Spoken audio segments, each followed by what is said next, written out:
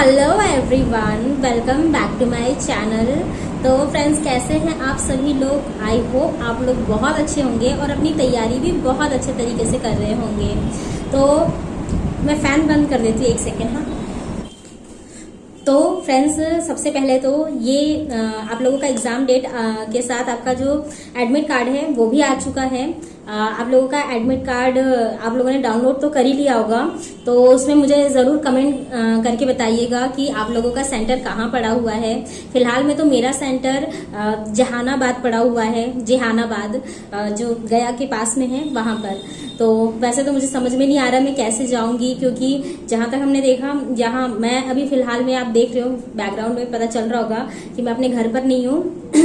मैं इलाहाबाद में आई हूँ। यही आपको पता है, यहाँ पर ऑब्वियसली मैंने कई यहाँ पर समय बिताया, मतलब जैसे कि 2 साल मैंने यहाँ पर कोचिंग की तैयारी करने के लिए आई थी, जिस समय सुपर टेट आने वाला था। बट अनफॉर्चुनेटली सुपर टेट नहीं आया और फिर फाइनली मैंने इलाहाबाद छोड़ दिया। लगभग सभी लोग यही किए हैं मेरे साथ के, बट जो लोग रह रहे हैं तो वो पढ़ाई कर ही रहे होंगे यहाँ पर रह के। अब यहाँ पर बात है कि मुझे यहाँ से जाना है जहानाबाद, तो कोई ट्रेन बस एक ही, मतलब कुछ ट्रेनें हैं जो गया तक जाएगी। अब गया से मुझे जहानाबाद जाना पड़ेगा, बट अगर डायरेक्ट मैं बोलूँ तो जहानाबाद के लिए कोई ट्रेन ही नहीं है। तो और अगर है तो फिर एक शायद DDU, मतलब दीनदयाल उपाध्याय जो स्टेशन है मुगल सराय, वहाँ से है। तो थोड़ी सी मतलब दिक्कत हो रही है कि कैसे वहाँ पहुँचेंगे, लेकिन फिलहाल में जाना तो पड़ेगा ही। ट्रेन है तो वो बहुत रात में पहुंच रही है, फिर वहाँ पूरा दिन बिताना पड़ेगा। और पता है आप लोगों की 12 बजे से हम लोगों का एग्ज़ाम है, तो इस तरह से कुछ है दिक्कतें। पर ठीक है, खैर जाना तो पड़ेगा ही, एग्ज़ाम देना है। बहुत सारे लोग अभी भी स्किप करेंगे एग्जाम को और बहुत सारे लोग देने भी जाएंगे, बट आप अपना एग्जाम जरूर दीजिएगा। और आई होप आप लोग अपनी तैयारी बहुत ही अच्छे तरीके से कर रहे होंगे। फिलहाल में तो लास्ट मोमेंट में जो तैयारी होती है वो मैं आपको कुछ नया नहीं बताने वाली हूँ, क्योंकि अगर लास्ट मोमेंट पे कुछ भी नई स्ट्रैटेजी तो फॉलो हो नहीं सकती है। जो आप लोग पढ़ रहे हैं, जो इतने दिनों से आपने पढ़ा है, बस उसको मल्टीपल टाइम रिविजन ही करना होगा। रिविजन के अलावा कुछ और ऑप्शन है नहीं। कुछ अगर बना है तो भी, नहीं बना है तो भी, आपको वही सारी चीजें फॉलो करनी पड़ेगी। अब यहाँ पर एक चीज और बता दे रही हूँ। जैसे बहुत सारे लोगों ने अपने नोट्स पूरे कंप्लीट कर लिए होंगे, मतलब वही जिसके बहुत सारे मतलब एक पूरी कॉपी भर गई होगी नोट्स बनाने में, या फिर कुछ और चीजें। तो इस तरह से अब यह है कि उतना हम कैसे पढ़े, मतलब उतना ज्यादा कैसे पढ़ा जा सकता है। तो फ्रेंड्स, मैंने आपको शुरू से ही बोला था कि मतलब अगर नोट्स बना रहे हैं तो जब आप रिवीजन शुरू कर दे तो उसमें कुछ मतलब बुलेट पॉइंट्स होते हैं ना, शॉर्ट्स बना के, तो वो शॉर्ट किस तरह से मतलब आपको प्रिपेयर करना चाहिए नहीं करना चाहिए, ये भी मैंने आपको बताया था। पर फिलहाल वो वीडियो आप लोग वैसे भी बहुत सारे लोग होंगे कि हम क्यों बैक में जाए, यहीं पे कुछ बता दें। तो 10 दिन भी अगर आपके बच्चे हैं और आप रिवीजन कर रहे हैं, तो मैं आपको ये बोलूंगी कि जैसे आप जो भी मतलब चीजें उठा रहे हैं, ये तो है नहीं कि 10 दिन हमारे पास समय नहीं है। मॉडर्न हिस्ट्री को इतना लेंथी नहीं है कि आप लोगों को 3 दिन में खत्म ना कर पाए। जियोग्राफी भी है, जब हम 1-2 बार चीजों को पढ़ लेते हैं ना, तो पेजेस जितना समय हमें पहली बार में लगता है उतना दूसरी बार में नहीं लगता, जितना दूसरी बार में लगता है उतना तीसरी बार में नहीं लगता है। तो अगर आप अभी भी रिवीजन कर रहे हैं तो 1 पेज लीजिए, 1 पेज या 1 से 2 मतलब पन्ने का आपको पूरा एक उसका सार बना लेना है, ताकि आपके एग्जाम के 1 से 2 दिन पहले आप उससे पूरा शॉर्ट नोट को पढ़ सकें। इस तरह से उस पेज में ना बुलेट पॉइंट्स लिखते चलिए।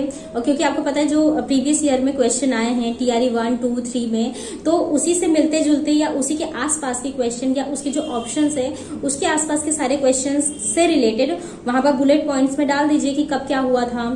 जैसे गर्मी होने लगी गांधी इरविन समझौता हुआ था, तो अब गांधी इरविन में जो भी गोलमेज सम्मेलन है उन तीनों को लिख लीजिए, उसकी डेट लिख लीजिए। उसमें बस एक शॉर्ट में कि मतलब क्या कब हुआ था, कितने लोग वहां पर गए थे, और मतलब तीनों में किसने भाग लिया था, मतलब ऐसे छोटे पॉइंट करके, मतलब आपका जो भी एक चीज है असहयोग आंदोलन है उसका कम से कम 3 से 4 लाइन में आपका मतलब वो सार कंप्लीट हो जाए। ऐसा मतलब आप फिलहाल में जब रिविजन वापस से कर रहे हैं तो ऐसे शॉर्ट नोट्स बनाते हुए चले, ताकि 10 दिन है, 10 दिन में आप लोगों का इतना तो तैयार हो ही जाएगा। मतलब ये है कि आप 1 हफ्ते का ये टारगेट लेके चलिए।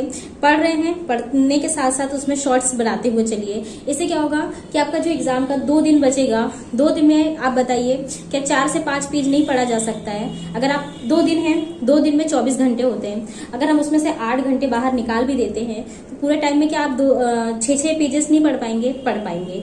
तो इस तरह से अगर आप बनाना चाहिए, बस मेरा सजेशन है, मैं किसी को फोर्स भी नहीं कर रही हूँ, ना ही मैं बोल रही हूँ कि ये फॉलो कीजिए, क्योंकि कई चीज ये होती है कि जिसका ऑलरेडी बहुत अच्छा रिवीजन है, बहुत अच्छी तैयारी हो चुकी है, वो ये सब कर सकता है, लेकिन जो अभी भी रिवीजन कर रहा है तो उसके लिए थोड़ा सा मुश्किल होगा। लेकिन अगर इस तरह से आप बना लेंगे तो शायद आपके लिए फायदेमंद होगा।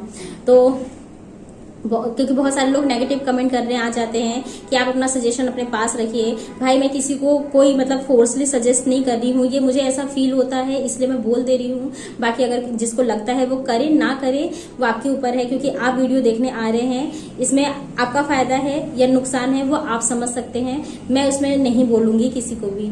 तो यही है कि एग्जाम एडमिट कार्ड आ चुका है और मेरा तो सेंटर मैंने बता दिया है। आप अपने सेंटर्स को कमेंट बॉक्स में ज़रूर बताइएगा।